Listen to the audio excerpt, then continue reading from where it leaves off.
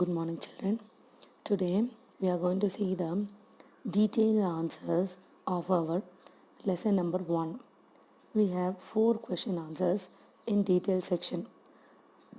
The first one is about the history of chemistry. We are not going into that question. We are going into the second, third and the fourth one. Okay. The second one is describe the use of chemicals in the field of cosmetics. Okay. You have to learn the detailed answers from this particular video. Okay, because this is how you have to write for your exam. This many points will be enough. You need not write everything which is written in the book. So I have given only the important points which is required for the marks. So we are going to see the use of chemicals in the field of cosmetics. For that you have to first start from the definition of cosmetics. So cosmetics are the substances that are used to improve the appearance or the odor of human beings. Appearance, okay, and odor means the smell. Okay, they are substances which are used to improve means it is going to add good things, improve the good things in the appearance or odor. You know what is cosmetics, is it not? We have creams, lotions, lipsticks, all these are used mainly to improve the appearance, and then they are mostly a mixture of chemical compounds. They are not naturally available cosmetics means the mixture of chemical compounds. So we have examples right from creams, lotions, serums, lipsticks, nail polish, etc. Now we are going to discuss about two things. One is talcum powder and one is the body lotion. So what is this talcum powder? Talcum powder, you have 3 points. The first point is it is obtained from the mineral called talc, and it is made up of magnesium, oxygen and silicon. Write the spellings for magnesium, oxygen and silicon three times, and then only you will understand or you will get the spellings properly. Magnesium, oxygen and silicon. Now what is this talcum powder will do? It will protect the skin against dirt, okay, and it will keep it dry. It protects the skin against dirt and keeps it dry. So the 3 points for talcum powder is it is obtained from the mineral called talc. It is composed of magnesium, oxygen and silicon, and it protects the skin against dirt and it always keeps it dry. Then coming to the body lotion, this is the opposite of the talcum powder in usage, is it not? Talcum powder will keep the skin dry, whereas this body lotion is mainly to moisturize the skin.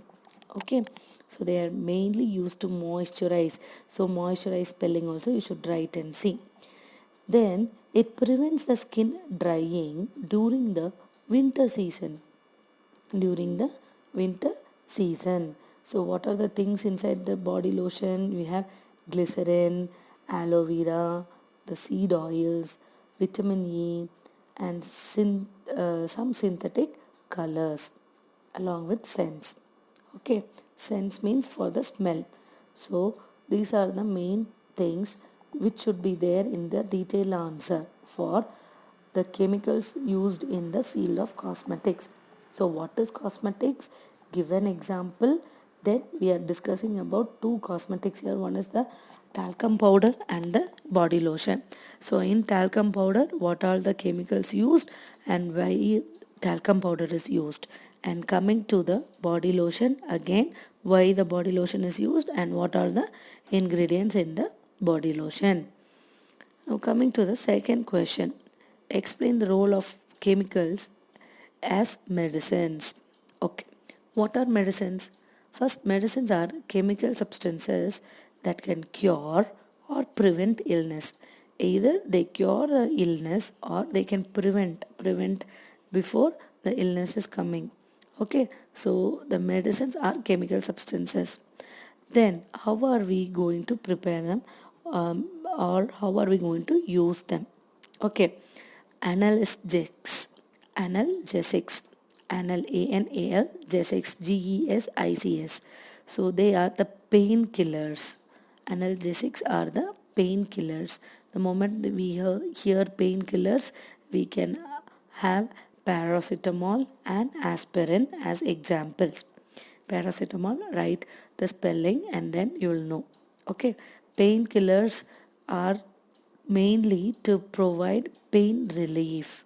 Okay, when we have headache or body ache, the medicine which the doctor will give will have paracetamol combination. Okay, now coming to the second one, antacids. Antacid is to reduce the acidity, in the stomach. Okay, for that we have milk of magnesia. We have milk of magnesia. Then we have antipyretics. Antipyretics, ANTI, antipyretics, PYRETICS. That is mainly to reduce the fever and pain. So mainly this will reduce the fever and then only it will come for pain. So again we have the same examples as aspirin and paracetamol. So antibiotic, it is mainly to treat the infections caused by microorganisms. Microorganisms causing infections are treated with the help of antibiotics. We have penicillin and we have streptomycin. Again, write the spellings, then only you will get the correct answers. Okay, then you have the antiseptic. Antiseptic is to prevent the growth of the microorganisms. Where? On the cuts, open wounds, boils, bruises or burns. We have examples as Dettol and the tincture. Is it not? We are going to prevent the growth of the microorganisms. So that is why that is coming under antiseptic. Then we have antihistamine. Anti-ANTI, anti-his, HIS, histamines, TAMINES. They are to treat the allergy. Okay, we have Benadryl, we have cetirizine as example for antihistamines. So you have 6 categories of medicines. Okay, analgesics, antacids, antipyretics, antibiotics, antiseptics and antihistamines. You should know what is their functions and you have to give the examples. Okay, so this is what the role of chemicals in medical field, or the medicines are the chemical substances which prevent or cure the illness. Now the medicines are categorized under the 6 topics. You have to know what is that and we have to give the examples also. So chemistry plays an important role in the medical field. Okay, because many medicines are prepared for treatment and prevention of various diseases. Okay, so you should learn this tabular column very clearly along with the spellings. Okay, then coming to the third question, it is explain the cleansing action of soaps and detergents. We have already seen the soap and detergents for which are used for washing the clothes or removing the dirt from the clothes. We are going to explain the cleansing action in this answer. So the molecules of the soap or the detergent will have 2 parts. They are hydrophobic part and the hydrophilic part. Hydrophobic, phobia means fear. Fear means what? ஒரு பயம்.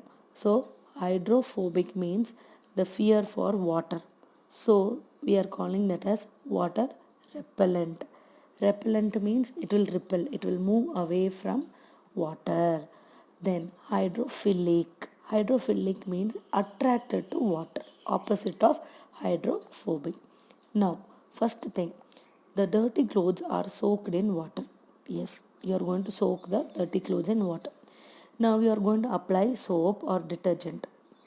Then the hydrophobic, which is water repellent, will attach to the dirt. The hydrophilic, which is attracted towards water, will attach to the water molecules. So clear the first 4 points. First point is, first you soak the dirty clothes in water, then you apply soap or detergent. The hydrophobic part will apply to the clothes. Hydrophilic part will attach to the water molecules. So when there is movement of water, when will be the movement of water? When we are going to rinse the clothes. Rinsing we will do, no? When we rinse the clothes, there will be movement of water. What will happen? The hydrophilic part will go pull the hydrophobic part also, and it will move along with water. Okay, so the dirt is removed from the clothes. So the dirt is removed from the clothes. So the explanation is, you first have the two parts in a molecule of a soap or detergent. The first part is hydrophobic, that is water repellent. Then the second part is hydrophilic, which is attracted towards water. Now, when you apply soap or detergent on the dirty clothes, what will happen? The hydrophobic part will attach to the dirt. Hydrophilic part will attach to the water. When we rinse, there is a movement of water. This movement will make the hydrophilic part to go and pull the hydrophobic part, and both of them will move along with water. So when we rinse, all the dirt is removed from the clothes. Okay, so you have to learn all these three detailed answers one by one and write it in your homework notebook. This is your homework. Don't write it in your classwork notebook. This is only for your learning purpose.